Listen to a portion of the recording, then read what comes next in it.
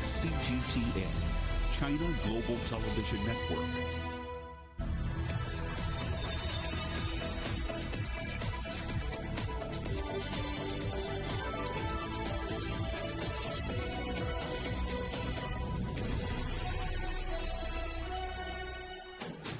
Live from London, this is Global Business.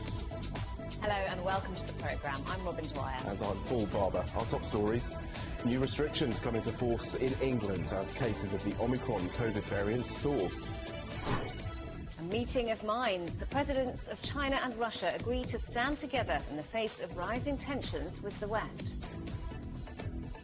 Economic ups and downs. Chinese retail sales drop, but industrial production rises. And rising fuel prices bring Spanish truckers out in protest as a national strike looms.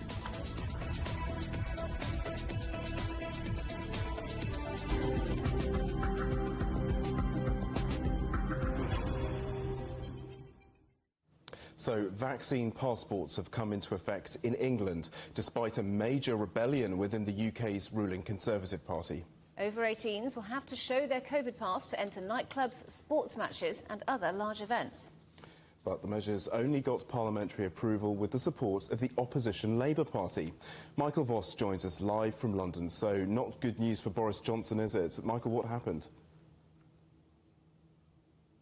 Well, Paul, Boris Johnson's authority has been badly hit in recent weeks following a series of political miscalculations and scandals. He's widely regarded as a brilliant campaigner. 2 years ago, he helped the Conservative Party win its largest majority seen in decades, an 80-seat majority. But the public anger at what's been going on has unnerved many within his own party who now feel that they can vote against measures they don't like. In this case, it's how to deal with the Omicron COVID outbreak. Long lines continue outside vaccination centres as people rush to get a third vaccine booster dose. The government has set a target of getting everyone eligible boosted by the end of the year, placing a huge strain on the health service. The new Omicron COVID variant is proving more contagious amid worries about how fast it's spreading. Now, in a further bid to slow the spread of the virus, COVID vaccine passports or proof of a negative test for nightclubs and big sporting and other events came into effect on Wednesday, following Tuesday's vote in Parliament. Also, everyone working in the National Health Service or care homes must now be vaccinated. The ayes to the right, 369. The noes to the left, 126. So the ayes have it, unlocked. But getting these measures through Parliament was not easy, as almost 100 members of the ruling Conservative Party defied Prime Minister Boris Johnson and voted against the COVID passports. Much to the government's embarrassment, it took the opposition Labour Party's support to help get the measures passed. The Labour Party showed the leadership yesterday that the Prime Minister lacked. Mr. Speaker, if it wasn't for Labour votes, his government wouldn't have been able to introduce vital health measures we need to save lives and protect the NHS. So weak is his leadership. His own MPs were wrong to vote against basic public health measures.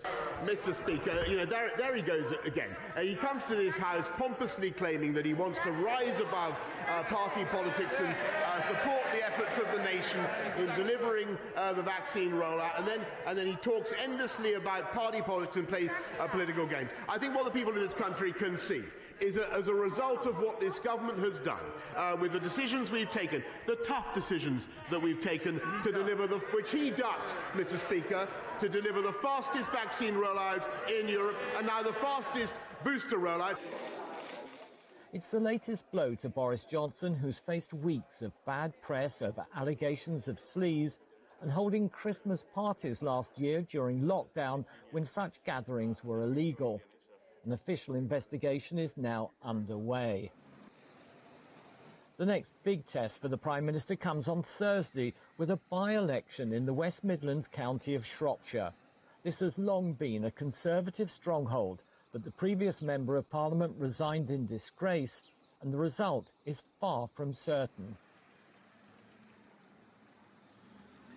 It's a big if, but were the Conservatives to lose their 23,000 majority and the opposition to win this seat, then there is an increased chance that Boris Johnson could face a leadership challenge. It's far from certain, but the Conservative Party does have a history of turning against its leaders if they think they've become an electoral liability. Thank you very much indeed, Michael Voss, reporting from London. Parts of Europe have kicked off their COVID-19 vaccination drive for children, with those as young as 5 now eligible for jabs in Spain and Greece. Greece has one of the lowest vaccination rates in Europe, and so far only 30,000 parents have booked appointments. Evangelos Ipsas reports from Athens. Within a few hours of the vaccination center's opening, children started rolling up their sleeves. Here in the center of Athens, at the Pedon Hospital for Children, thousands of appointments have been booked, with many parents rushing to bring their children to get the first jab. My daughter got her first jab today, and we are really happy.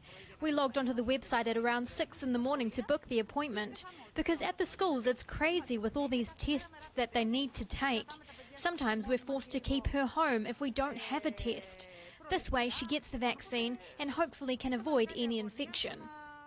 After the EU's medicines watchdog last month approved the Pfizer-BioNTech shot for 5 to 11-year-olds, an age group experiencing high coronavirus infection rates across the continent, the Greek government announced late last week that they will open their inoculation drive for younger children, in the latest attempt to contain a raging pandemic and keep schools open. The vaccine given to children contains 1/3 of the adult dose, and the schedule is 2 doses with a 21-day interval. In cases where a child becomes ill, the second vaccine is administered after 3 months. Within the first few hours of the platform opening, more than 31,000 appointments were booked. Many of the parents heard the Greek Prime Minister's call and are standing by the government's decision to vaccinate their children. Well, personally, whenever I have the term in the sentence about vaccination, the government, I replace it with the scientists. For me, it's the scientists who are giving the guideline. So yes, if I have the key, I would take them to take the vaccine. I do agree for children to get vaccinated in order to stay safe, to keep us safe and to keep our children safe. As vaccinations for this age group are not mandatory, many parents are put off by what they read online with potential side effects after getting the jab. But under the new rules introduced earlier this month, those over the age of 60 will have to get vaccinated or pay a fine of $115. For those working in the health sector, they will be on leave without pay. Now, many argue that these latest measures are divisive and unfair. The government should find another way to convince us, not by imposing laws and fines or penalties, because anything mandatory is against human rights. They should convince us differently. At the moment, only 63% of Greece's population are fully vaccinated, one of the lowest in Europe. With more than 1,500 deaths in the last 10 days, the question now is, can the government's latest measures keep pace with the rest of the continent and achieve herd immunity? Evangelos Ipsas for CGTN, Athens. Safeguarding each other's security interests was the key message from a video call between the leaders of China and Russia. Presidents Xi Jinping and Vladimir Putin also discussed trade and the pandemic before confirming plans to meet in person at the Beijing Winter Olympics. This is the second time the two have held online talks this year, with Putin hailing the relationship as a model for international diplomacy. CGTN's Wang Hui reports. The virtual meeting between Xi Jinping and Vladimir Putin has become another boost towards their bilateral ties. The two leaders evaluated the achievements made over time, with Xi pointing out the achievements made in trade, cooperation in technological innovation, and the Belt and Road Initiative. Xi said he's willing to cooperate together in various areas to facilitate the development of ties. Putin said China-Russia relations over the past year are highlighted by the 20th anniversary of the Treaty of Good Neighborliness and friendly cooperation, with both parties agreeing to prolong the treaty by another 5 years.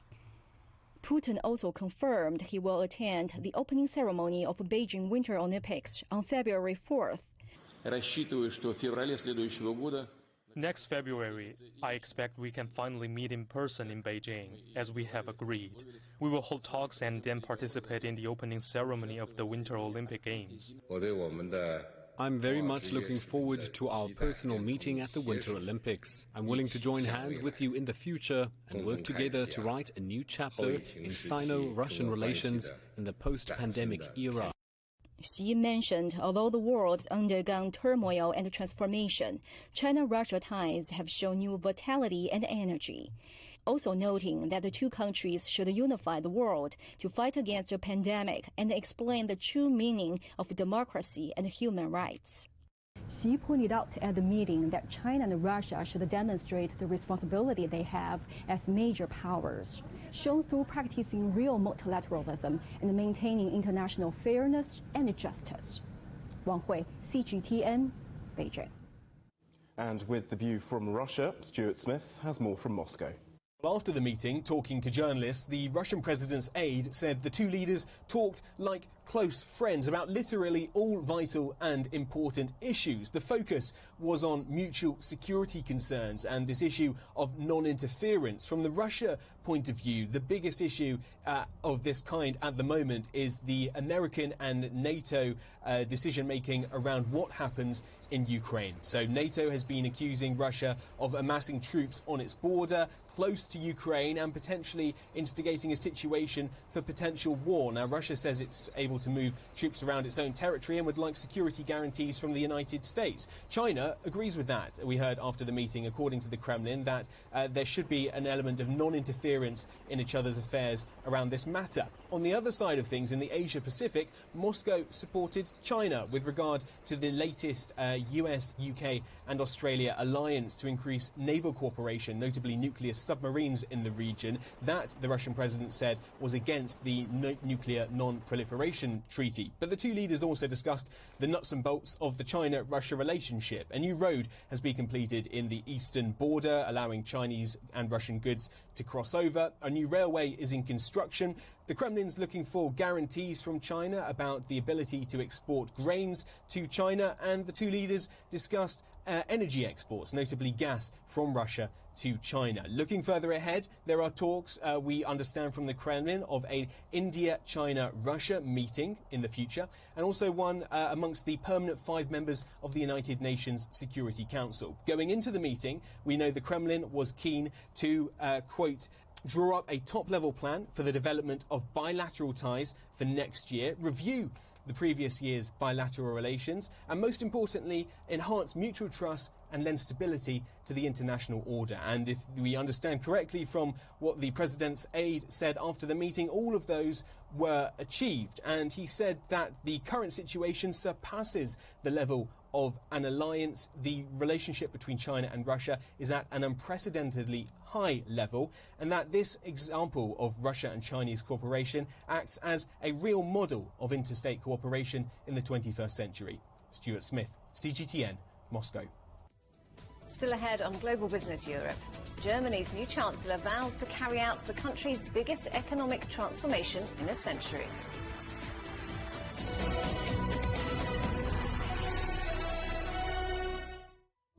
Search CGTN Europe wherever you get your podcasts to subscribe to the Agenda podcast. The Agenda with me, Stephen Cole, always gets to the heart of the story. Just subscribe today and listen now. Events have consequences. Words create impact. One more offensive in a long line of battles that's been ongoing for more. Just got to be careful here with some gunshots. Excuse us, excuse us. The world today matters for your world tomorrow. The number of casualties is growing quickly. Why, this is one of the hardest hit towns in the region. The world today, every day on CGTN. Facing the unknown is always difficult. In a world in turmoil, it's easy to lose orientation. But when the storms come, we have to see the possibilities, reinvent, find new opportunities, discover a path forward. CGTN. See the difference.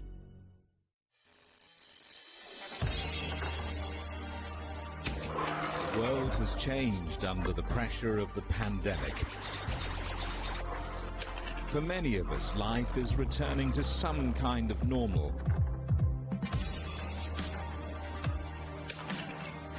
As we're adapting to changes in all of our lives, let Global Business Europe be your guide to the new normal.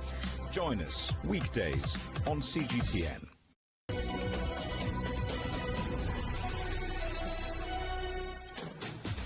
Welcome back. And do remember that CGTN is available to watch for free on all the major digital platforms, on Smart TV or online on Roku, Apple TV, Amazon Fire and Android TV, YouTube and Dailymotion, CGTN.com and the CGTN app.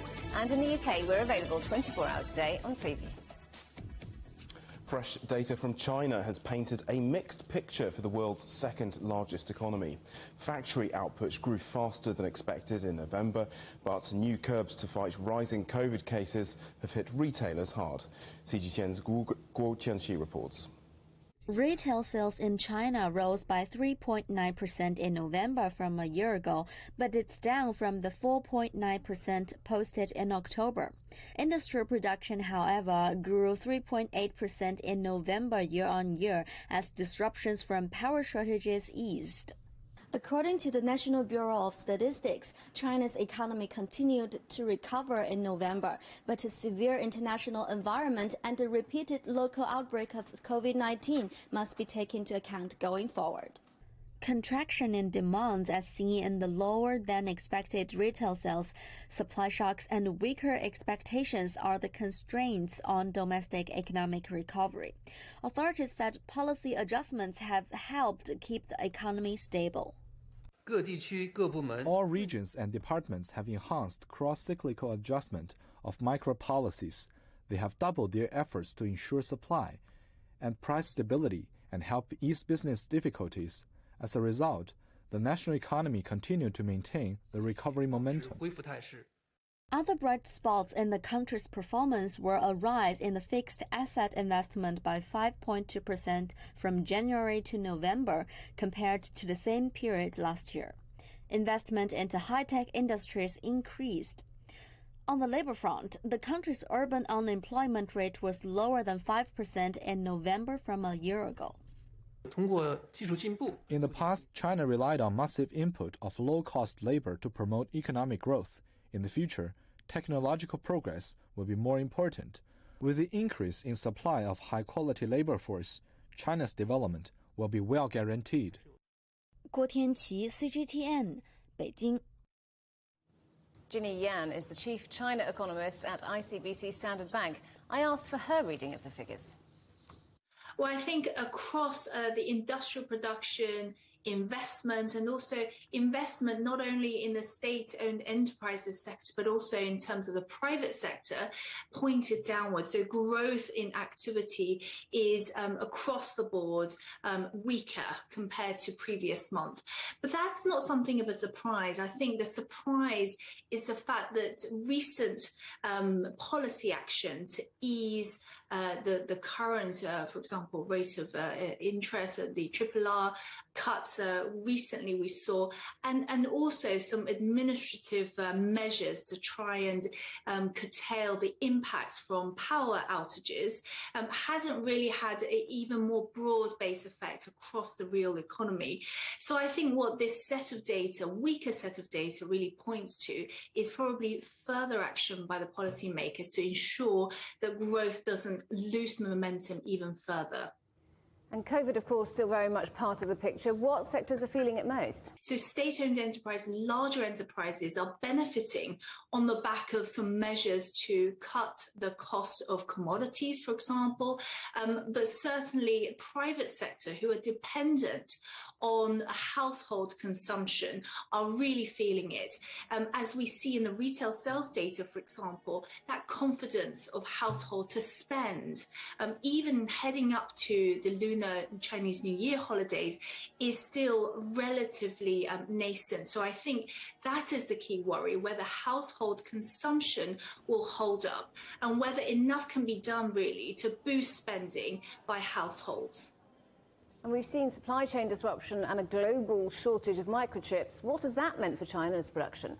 Whether it's the tech sector, global supply chains, what it meant is also that China is putting in force even more measures in terms of trade, because obviously new cases of COVID are appearing still domestically in China, despite the great efforts put in by authorities. So what that means is probably even further impacts on global supply chains in the months ahead. And of course, it will impact on a lot of sectors across China, not the least, of course, the auto sector, which is already seeing the brunt of the impact. But heading into Lunar Chinese New Year, of course, what we may see is that domestic brands will be preferred, for example, because of those global supply chain impacts. However, the trade sector is actually one of the outperformers in the recent cycle, mainly because actually the resilience of China in global supply chains is that there's not many alternatives to Chinese produced goods, especially processing goods. So I think trade performance will continue, but perhaps those supply chain disruptions will mean some global impacts in the months ahead. And what about the property sector? We know about the problems for Evergrande, for example. What effect is that having? Well, the recent Economic Work Conference reiterated that properties are for living in, not for speculation. And we saw, of course, a weakening investment and property sales in the sector. So what that is effectively having is that, of course, people are still staying away in terms of investment in the property sector, whether it's equity, debt related. And of course, property developers themselves quickly trying to restructure their existing debt or their existing portfolios in order to make sure that a lot of the debt is sustainable. So it's having a positive impact in terms of reforming or reshaping the sector, particularly in terms of the indebtedness. But the property sector itself, I think, going forward, will have a healthier outlook because prices are falling, and of course that improves the affordability of housing. But of course, across the board, property sector will become less bubbly. So the reduction in terms of asset bubbles may, in the longer term, be positive for the industry as a whole. Ginny Yan there. Well, UK inflation has jumped to its highest level in a decade. The cost of living soared by more than 5% over the past year. The rise was driven by the increasing cost of fuel, energy, clothing and second-hand cars. Analysts say the latest figures increase pressure on the Bank of England to raise interest rates. Wall Street's main indices have had a muted opening ahead of a big Federal Reserve announcement due in the coming hours. Reserve Chair Jerome Powell is expected to outline an end to the bank's pandemic-era stimulus packages. Well, let's talk now to our correspondent John Terrett, who joins us from New York. So, John, what's the Fed likely to do? Yes, I'm here. Hey there, Robin. Hey there, Paul. Well, I think they are unlikely to raise interest rates, okay? So not just go and watch them do it now in about 2 hours' time. They'll be saying, we'll get that Terrett back on CGTN for saying that we're not going to do it. You wait, they will now. I don't think they will, though, in all seriousness. The Fed funds rate is 0 to 0.25% at the moment. Essentially free money, okay? Just a little bit of interest there. So essentially free.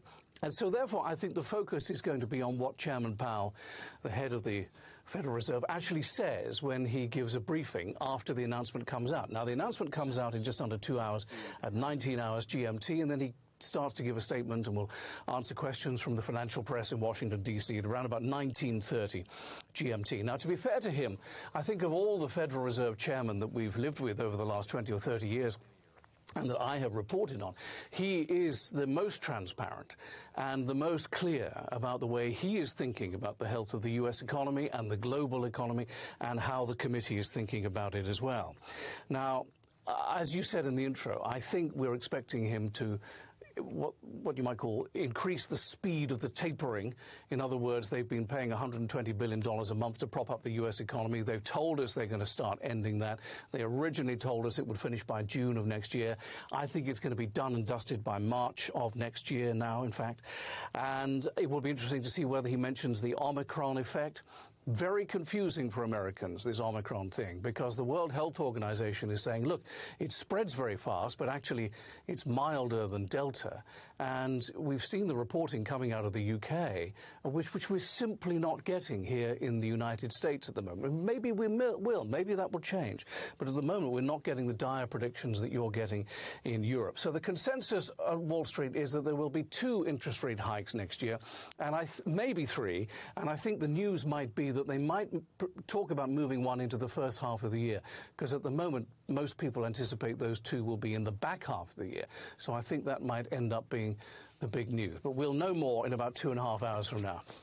So, John, rising inflation will be one of the factors in the Fed's decision. Has the Fed handled inflation well? Well, a little bit slow, I think, a little bit behind the curve, or as Americans would say, behind the 8 ball. 8 ball is a pool term, you know, the game in bars, pool. It means a disadvantage. And, I mean, literally, we haven't seen inflation on anything remotely approaching this scale for 30 or 40 years. You have to go back to the 1980s.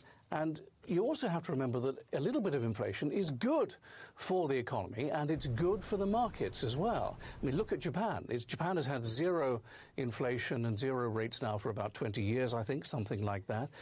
If you were going to build, say, an apartment building, where would you want to build it? Would you want to build it in a country that had 0 inflation and 0 interest rates, or would you want to build it where there was controlled inflation of around 2%? The answer is the latter, because inflation actually promotes growth, promotes wage expansion and all that sort of thing.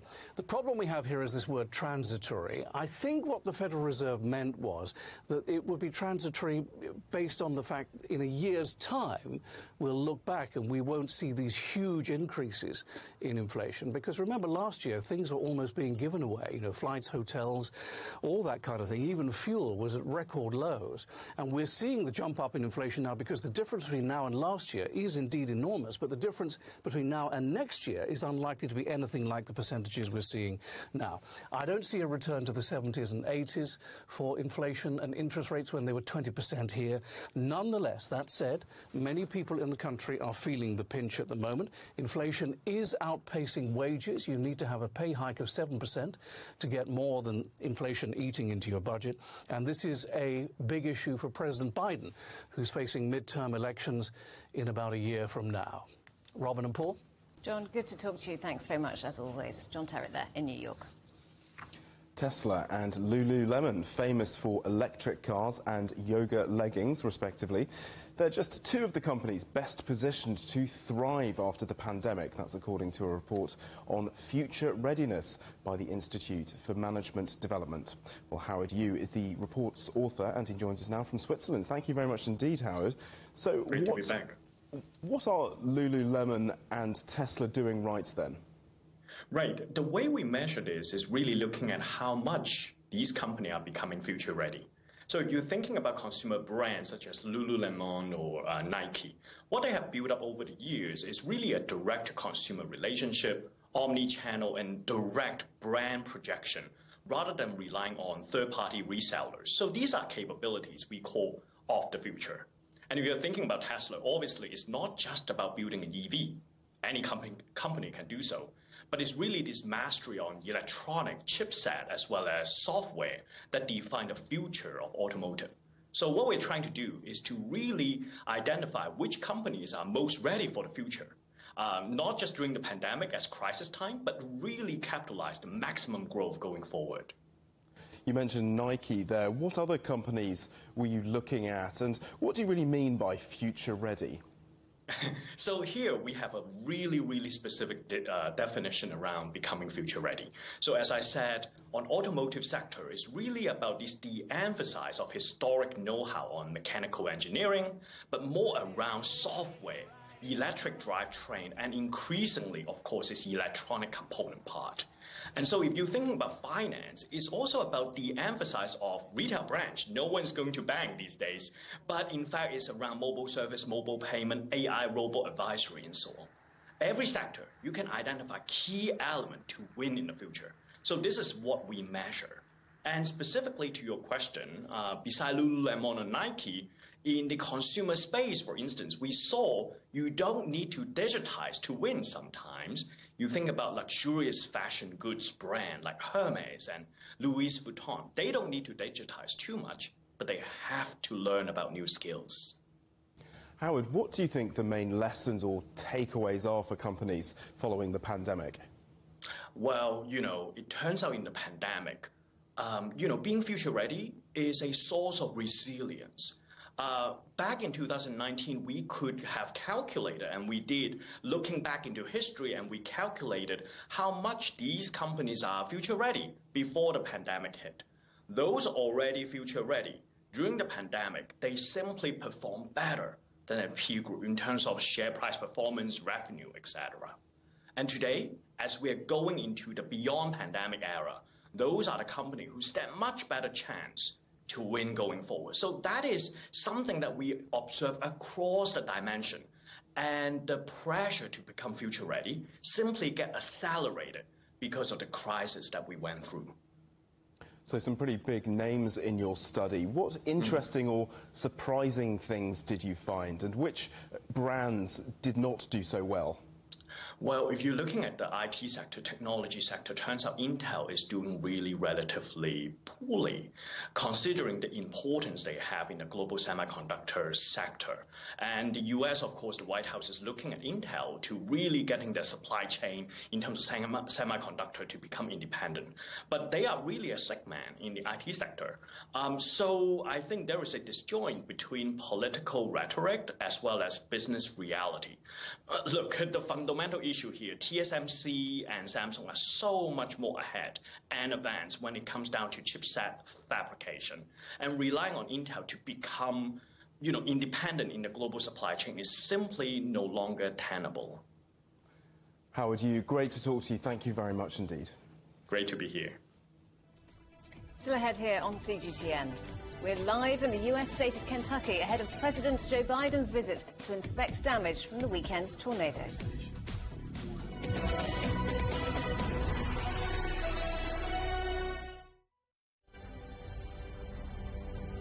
It is now important that all of us in Europe act very swiftly. Fines for the non-vaccinated will most likely be between $1,000 and $4,000. The new Omicron variant circulating in southern Africa. The financial markets have also reacted badly to the news. Growing dissatisfaction with the way the Dutch government is handling the pandemic. Cancelling the city's main public Christmas markets for the second year in a row. Protests and riots by those opposed to restrictions and vaccinations. There is no room for complacency in this ongoing battle against COVID. On the agenda with me, Stephen Cole, we look up into space. We look down into data. We look at debt. We look at politics. We look at opioids, climate change. We look at all the issues that really matter around the world. But you matter too. We want to tell the stories you want to see and hear about. Make it your agenda.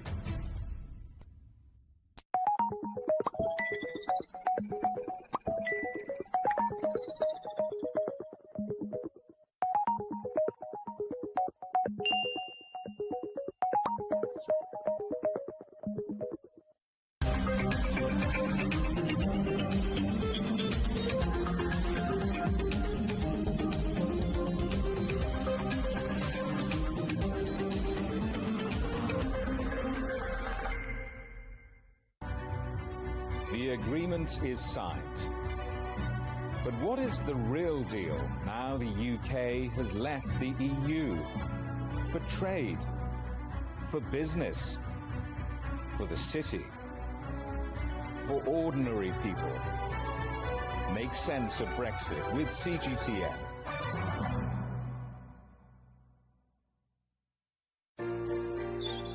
Ever wondered what's the difference between a bear and the bull market?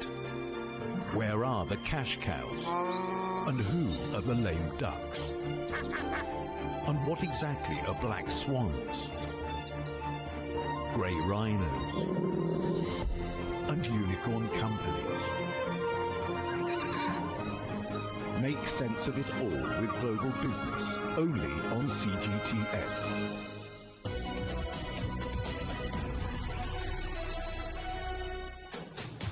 And welcome back to Global Business Europe with Robin Dwyer and Paul Barber. The headlines again. New restrictions have come into force in England following an outbreak of the Omicron variant. 78,000 new cases have been confirmed in the UK, the highest daily total of the pandemic.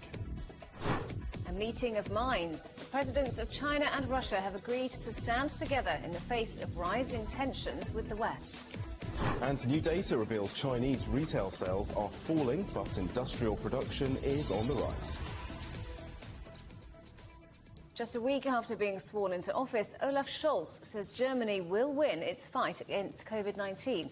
The new Chancellor outlined his vision for the next 4 years to the Bundestag, focusing on climate change, the economy and immigration. Trent Murray sent this report from Berlin. Well, this was an important occasion for Chancellor Scholz as he looks to take centre stage and really step out of the shadow of his predecessor Angela Merkel. It was clear from the outset that he wanted to strike a balance in this speech between his vision for transformation in Germany and the desire of many Germans for continuity after a decade and a half of Conservative government. On climate change, he reiterated plans to bring forward Germany's transition away from coal power from 2038 to 2030. But he also said that that was conditional on the ability of renewable energy to fill the gaps left by coal. Something he said he expects to happen because of government plans to double production from renewables by 2030. On the economy, he promised a big spending agenda, saying it's wrong to think that Germany can save its way back to growth and pledged to use the state coffers to help support startups. And on international policy, he not only promised to make it easier for foreign workers to come to Germany, but he also called out some of the pressing issues facing Europe right now, saying Berlin stood united with Brussels in strengthening the EU. He also said Russia would pay a high price if it invaded Ukraine. But it was impossible for the Chancellor not to put COVID-19 front and centre in this speech, given the situation Germany finds itself in with a pre-winter wave of new infections. He not only pleaded for more people to come forward to get vaccinated, he also called out those using the virus to cause division and discord. Aber was es eben heute auch gibt in Deutschland. What we also see today in Germany is a denial of reality, absurd conspiracy theories, willful disinformation and violent extremism. We will not tolerate a tiny minority of uninhibited extremists who try to impose their will on our entire society.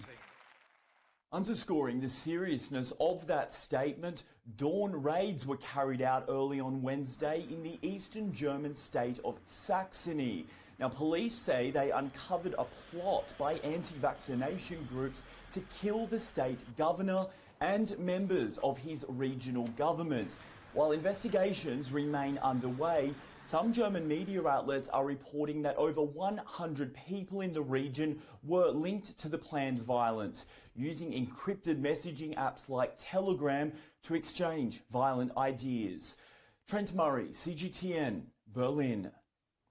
4 major parties in the Netherlands have agreed to form a new coalition government. It signals an end to 9 months of political uncertainty under a caretaker administration. Stefan de Vries reports from Amsterdam. The Netherlands has had to wait more than 9 months for a new government. But finally, on Wednesday, the 4 parties in the current centre-based coalition have decided to renew the collaboration. Caretaker Prime Minister Mark Rutte presented the plans of what should become his fourth consecutive term since 2010. The formation of a new coalition in the Netherlands has never been so complicated, at a time when the public perception of politicians is rock bottom. Restoring the trust with voters will be one of the missions of the new government. But the new coalition also wants many social reforms. The minimum wage, already amongst the highest in the world, will be increased significantly. There will be enormous investments in education to eliminate social differences, and childcare will become free of charge for almost everyone. The Netherlands aims to spend an extra $39.4 billion in the coming 10 years to stimulate the transition to renewable energy. The country will build 2 new nuclear power plants before 2050. Furthermore, the Netherlands will construct at least 1 million new homes over the next decade to fight the housing crisis, while there will be more European integration over the defence budget. Immigration is a key area as politicians look to solve the urgent labour shortage. Rutte will now be able to appoint a new cabinet that is expected to be sworn in the second week of January at the earliest. And that means that almost a year since the resignation of the last government over a childcare benefits scandal, Rutte will be able to start the mammoth task of restoring public confidence. Stefan de Vries, CGTN in Amsterdam. A group of 5 European countries known as the Eastern Partnership are taking part in a summit in Brussels, with 3 of those countries lobbying to become members of the European Union. Tensions with Russia are also high on the agenda. Ryan Thompson reports. It's a bit of a late start because this summit is being attached onto the EU Council summit, which will follow tomorrow. Of course, that's that traditional meeting of European heads of government and heads of state that we have every couple of weeks when they get together here in Brussels. But of course, this section of the meetings, which is just getting underway now, we just saw the leaders arrive a couple of hours ago, will focus on the question of the issues, the strategies, and the crises facing these 5 Eastern European countries. We know that some of the European heads of state, notably Olaf Scholz of Germany and Emmanuel Macron of France, met with certain leaders a little bit earlier to discuss specific regional crises. That includes Azerbaijan and Armenia and the rising tensions there. And of course, the big topic on the table for many of these leaders is the ongoing situation between Ukraine and Russia over the past few weeks. Russia is the big topic of the day because what a lot of these European governments are hoping to do is really expand their outreach to bring these 5 member states onto their sides. They are all notably ex-Soviet republics, so they want to really engage with them. But the complication here is the question of many of them are vying to be part of the European Union. It's something they want. They believe it will bring peace and good prosperity in terms of economic and social inclusion. But the question is, Europe is facing a much more challenging point at this period where the question of bringing in new members is really not on the tables. There's already a waiting list with no timeline really in place. And of course, to even bring them onto that waiting list, it would take the agreement of all the 27 member states. So really bringing them into the fold is the big dilemma here. But at least it's trying to find this compromise in terms of getting them to come over to Europe's side, but maybe not trying to give them so much. So it's a tricky situation as they get to the negotiation table. They see what they can offer in terms of money or aid, but don't go as far as potentially some of these countries want. That was Ryan Thompson there. US President Joe Biden is on a trip to Kentucky where he's being given an aerial tour of areas hit by the deadly tornadoes at the weekend. At least 88 people are known to have died across a handful of states, with at least 103 people still missing in Kentucky. Adiz Tianchan joins us now live from the scene in the badly affected city of Mayfield in Kentucky. So Adiz, tell us about the president's visit. Well, it's due to happen any moment now. In fact, we can already hear some of the choppers hovering right above us. Not exactly sure if that's the president himself, but that's exactly how his itinerary will start here with the aerial tour of the Mayfield, which obviously is one of the hardest hit towns within the state of Kentucky. This is also where we've seen the highest number of casualties. Following his helicopter tour, he will also land here to have a meeting with the local leaders. He will receive a briefing about the latest situation as well as the impact of these devastating tornadoes on this town.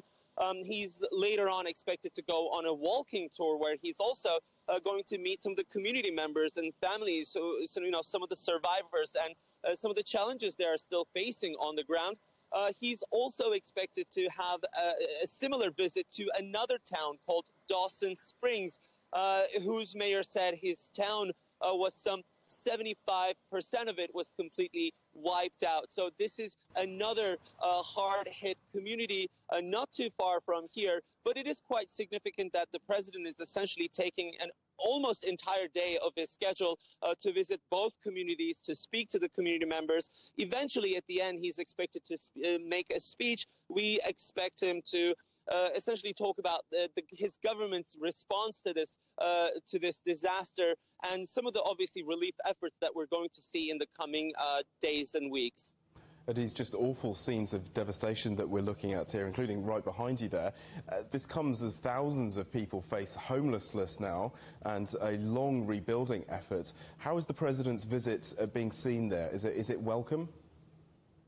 Well, most certainly very welcome. I mean, this is a situation where the local community here, or even the state, could not really handle on its own. We've heard this from Governor Andy Bashir, who really thanked the president for his swift decision approving the declaration of a natural disaster as early as Monday. And that was really the decision that immediately allowed the deployment of National Guard members. Here right now we have over 550 personnel, essentially Army personnel, who is actively working on the ground, participating in the search and rescue efforts, because we do have to emphasize here, although the confirmed number of the death toll still remains at 88 across 5 different states, there are still very critical points. There are certain communities where there are large debris, where these groups are still actively looking for roughly over 100 people who are still unaccounted for. And also it was the president's decision that allowed the deployment of FEMA, that is the Federal Emergency Management Agency, that is now actively delivering hot meals, water, and generators in certain communities. But make no mistake, the recovery period will take a long time. This is what the governor is saying, the local leaders are saying. There are still over 18,000 homes and businesses that do not have electricity, especially here in Mayfield, and they say it could take weeks or even months to recover that. Eddie's Chen reporting there from Mayfield in Kentucky, and we're just looking now at some live pictures of US President Joe Biden's helicopter touching down there in Kentucky. The president due to tour those scenes of devastation following those tornadoes. Lithuania has withdrawn its remaining diplomats from China and says its embassy will operate remotely. Relations have soured between the two countries after Taiwan opened a de facto embassy in the Lithuanian capital last month. Beijing says the move undermines China's sovereignty. Germany has expelled 2 Russian diplomats after a court ruled that Moscow ordered the killing of a Georgian citizen in Berlin in 2019. Zelimkhan Kangashvili was shot in broad daylight at a park in the German capital. His killer has been sentenced to life, with the judge calling it an act of state terrorism. The Russian embassy in Berlin has called the verdict politically motivated. At least 11 people have been killed and another 25 are missing after a boat thought to be carrying undocumented migrants capsized off the Malaysian coast. It's thought up to 50 people were on board the overcrowded vessel when it flipped. Authorities say all the migrants were Indonesian. The US Secretary of State has cut short his trip to Southeast Asia after a coronavirus case was confirmed among his party. Antony Blinken was due to hold meetings in Thailand on Thursday before flying back to Washington. He and his senior staff have all tested negative, but say they are leaving out of precaution. The trip was aimed at shoring up US ties with the region. Still ahead here on Global Business Europe. Hundreds of people are rescued after a fire at one of the busiest skyscrapers in Hong Kong.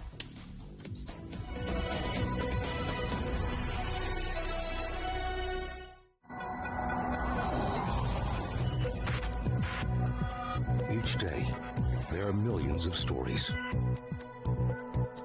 Each one can open new perspectives, new possibilities. Wherever you look, we are there. To see, discover, explore. We put the pieces together to find what really matters to you. All around the world, all around the clock. Our reporters are at home across the globe. From our headquarters in Beijing and production centers in Washington, Nairobi, and London, China Global Television Network. Stories from across the globe, reaching people across the globe. CGTN. See the difference. Mari, what would you say is a good question? Stephen, I'd say it's one where there's always more than one answer. The Answers Project is a new podcast series from CGTN Europe. With me, Stephen Cole. And me, Mari Beveridge. In each episode, we'll take a complex question. And with the help of some of the world's foremost experts, shine light on some of the answers. So join us for The Answers Project. Available wherever you get your podcasts.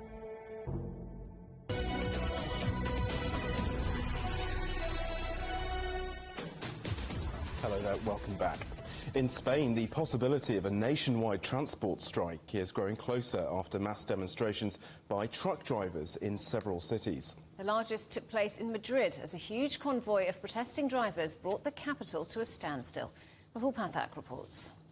So this very loud convoy of trucks heading into Madrid is one of 4 big mass protests by truck drivers taking place in several cities across Spain today. Protesters claim that rising fuel prices, new road tolls, plus poor working conditions is pushing the entire transport sector to breaking point. Now, at the heart of this dispute is the skyrocketing price of fuel, which has gone up by about 40% over the last 12 months.